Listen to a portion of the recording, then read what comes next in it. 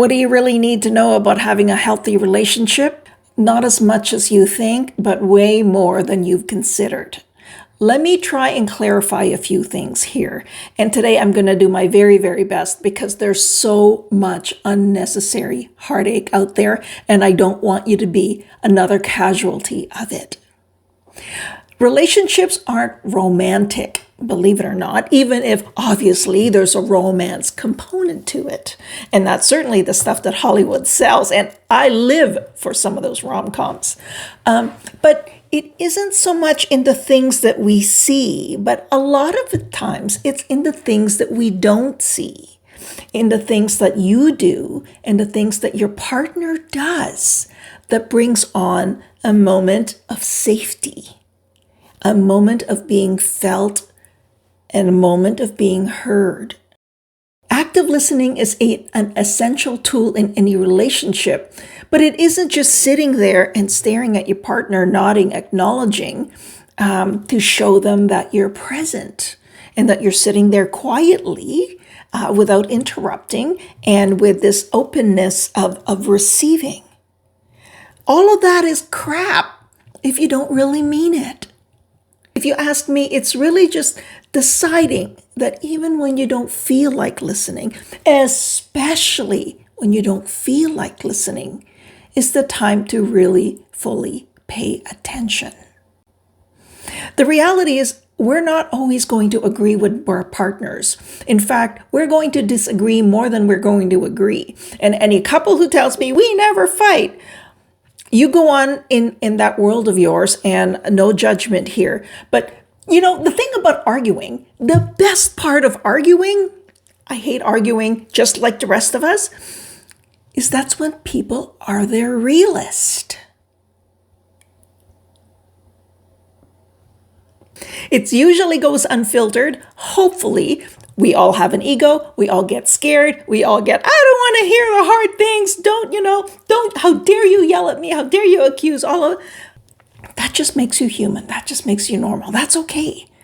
But sometimes we got to just silence that for a minute. And sometimes we just got to park it and forgive our partner's delivery for the sake of them giving us their truth. I'll tell you right now, without receiving their truth, that relationship doesn't stand a chance.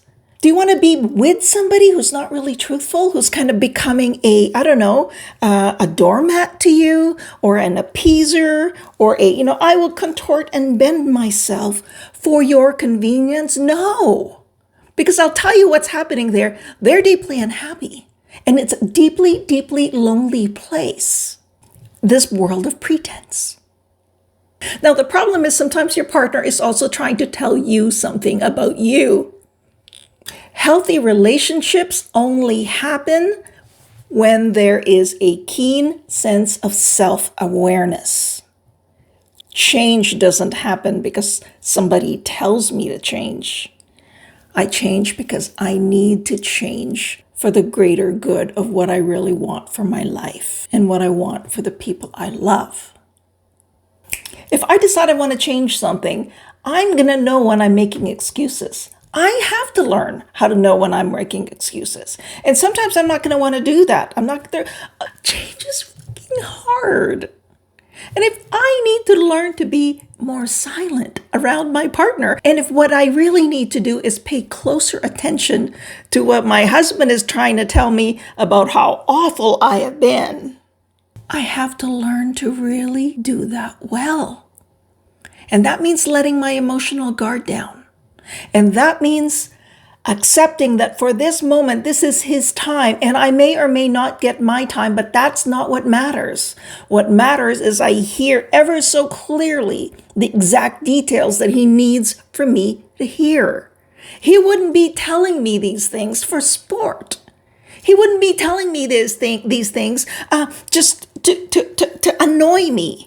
So there are certain premises we have to understand when it comes to relationships and trying to get close. You must know in your heart that your partner loves you and that their intentions are good and that they deeply want closeness with you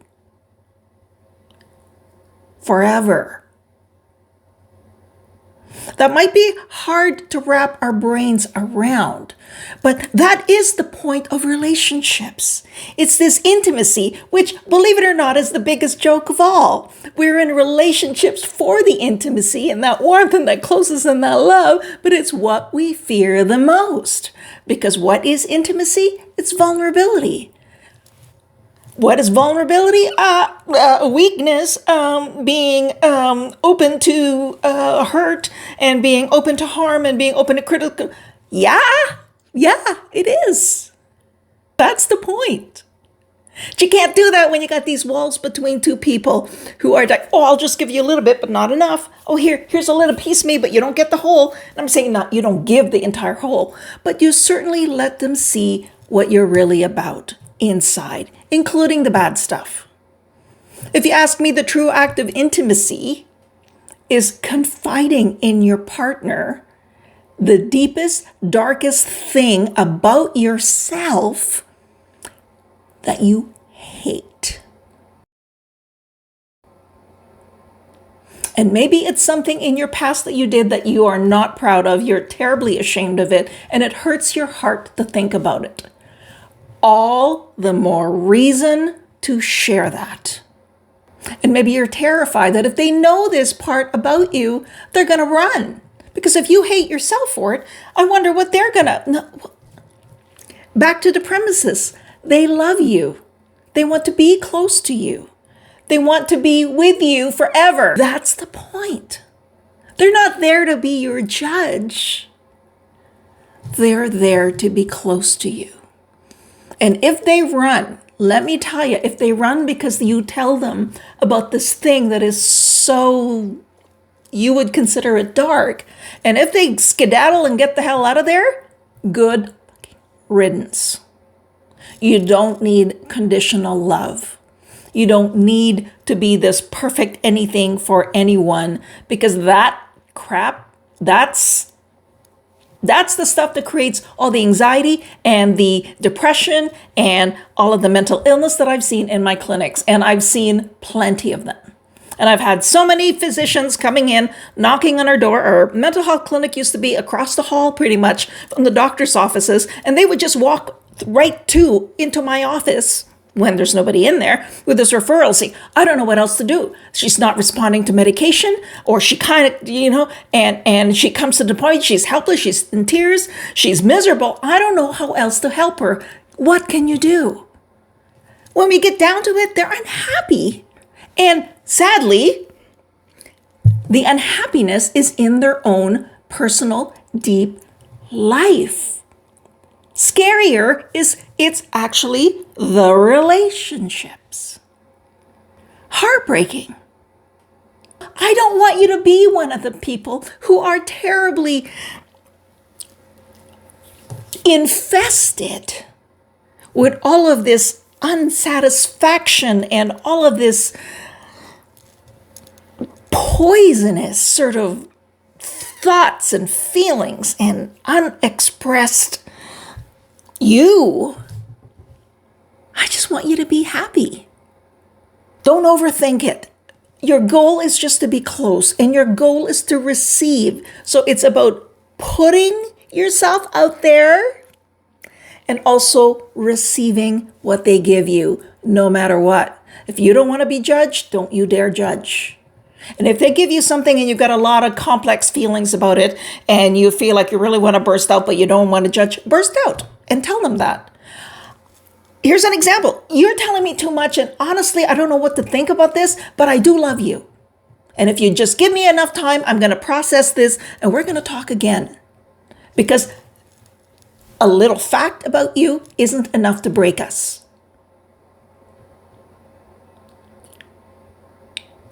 Do let me know if you had found this little monologue helpful. You deserve happiness, and I will see you in the next video.